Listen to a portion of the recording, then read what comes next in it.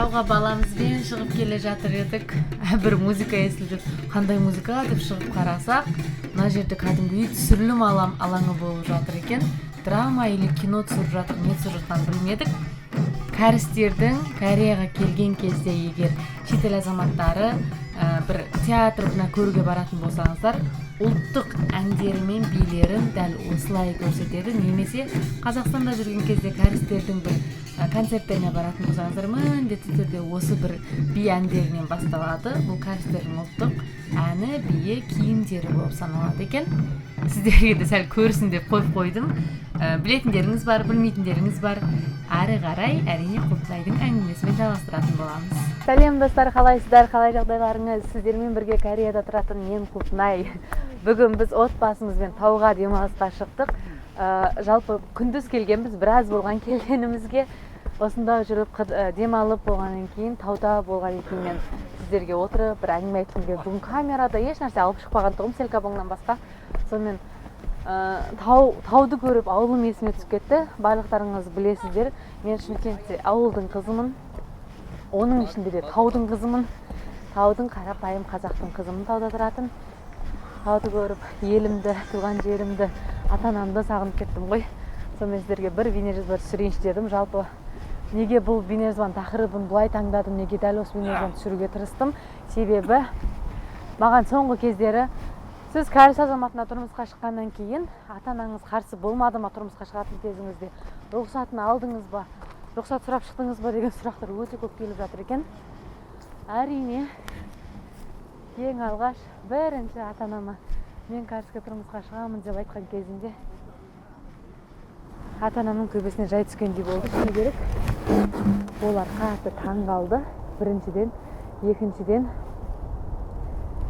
көздерім бақырайып тұрып, менің көзімнен де екі есе үлкен болған көздерім бақырайып тұрып, байсыз қалсаң байсыз қал, бірақ ешқандай да шетелге тұрмысқа шықпайсың деп айтты. Былай оттай берме деп айтты былай жеткен кезде. Ол кезде қазір күліп сіздерге айтып тұрмын ғой, бірақ ол кезде мен үшін ол өте қатты естілген, ауыр естілген. Бірақ әрине шындықты айтты, себебі біздің әулетімізде шетел азаматына тұрмысқа шығу бұлай тұрсын. Біздің ауылда шетел азаматын көрмей өскенбіз ғой, негізі сөздің шыны керек. Ауылды жер болғандықтан. Сонымен оттай берме, шықпайсың. Екінші, сенің аузыңнан бұндай сөз естімейтін болайық деп папам солай айтты. Мамам шок вообще. Сөйлеп жатыр, ұрсылып жатыр, әрине оның барлығы міндетті. Оның барлығы, иә. Сонымен бауырларым, туысқандарым барлығы қайта ойланып көрсе, жындысың ба, басың істейді ма? Қазақстанда қазақтарға тұрмысқа шығып, мына қаладан мына қалаға тұрмысқа шыққан күннің өзінде сол үйдің отбасына, сол үйдің мәдениетіне, менталитетіне үйрене алмай бірінші кездер ажырасып келе жатқан адамдар қаншама. Сен тем более шетелге тұрмысқа шығып, оны қалай қуасың ба, тіл кішкентай білді ме екен деп, тілдің барлығы ол тіл біледі екен деп сен үйреніп кете алмайсың деген сияқты әрине көп әңгімелер болды, бірақ барлығы рас әңгіме, шыны керек. Ол кезде барлығына жеке-жеке шынымды айтсам қазір алғыс білдіремін. Себебі шындықтарын айтқан үшін, маған жандері ашыған үшін. Сонымен осы бір әңгімені жеткіздім де, мен қайтадан Алматыға оқуыма, жұмысыма ары қарай кете бердім. Кейін телефон арқылы мамаға қайта папаға айтуға қорқам, шыны керек, қайтадан айтуға қорқтым. Мамаға айтам. Бірақ сол кезде ауылға барған кезде мама папаға айтқанымда екеуі де кәріске деп айтқан кезінде менің жолдасымның атын айтып, соған ба деп айтты. Мен иә дедім. Мама папа менің жолдасымды бұрыннан танитын. Себебі мен Алматыда мама папам келіп, мен жұмыс істеп жүрген жеріме келіп, таныстырған болатын менеджер ретінде және менің кәріс тілі мұғалім ретінде таныстырғанмын. Бірге тамақ ішіп шай ішкен кезіміз болған. Соған ба деді, иә дедім. Ол бала жаман емес, бірақ болмайды. Біз сені кәріске тұрмысқа бермейміз. Сені Кореяға тұрмысқа шықсын деп, осы уақытқа дейін өсіріп бағып қаққан жоқпыз дегенде әңгіме айтты. Бірақ иә, шын рас әңгіме ол. Кейін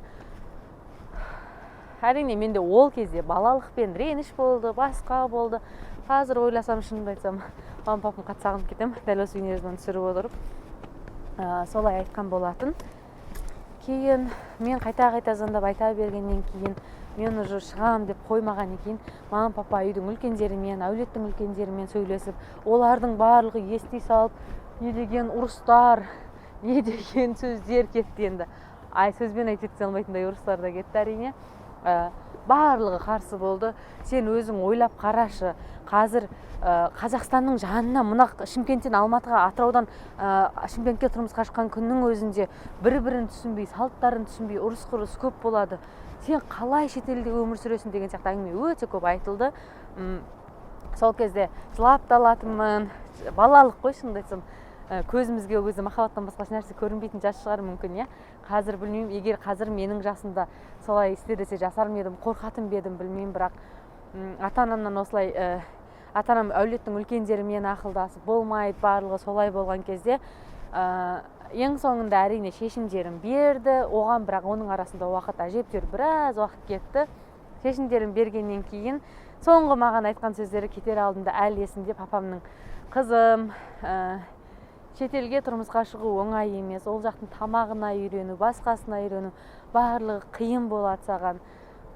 Шыдайым десең шыда, бірақ өмір сүре алмайтындай, шыдай алмай қиналып кетсең, біз шыда деп айтты екен деп шыдап жүрместен, есігіміз саған қашанда ашық деп айтқан бір сөзі мені Кореяға барғаннан кейін сол жақта бақытты болып, менің бақытты өмірімді көрсетсем, маған папам бақытты болады екен ғой деген ой пайда болды. Шынымды айтсам, сол кезде қазір ойласам жылағым келіп кетеді, папамның сол сөздерін естісем. Сөйтіп Кореяға тұрмысқа шықтым. Әрине мен бұл бейнежазбада айтқым келетіні, Карске тұрмысқа шығыңыздар деп айтпаймын, ата-ананың ақ батасын алыңыздар, барлығы сода жатыр. Мен сіздерге сөйлеп жатсам балапаным кетті ғой. Балапанымызбен тауда жүрміз осылай. Сөйтіп ата-анаңыздың ақ батасын алып келіңіздер, сонда ғана міне осындай тәтті балапандарыңыз болады. Ал егер де ата-аналарыңыздың ақ батасын алмай келсеңіздер, өмір бақи жүректеріңізде қалып кететін шығар деп ойлаймын.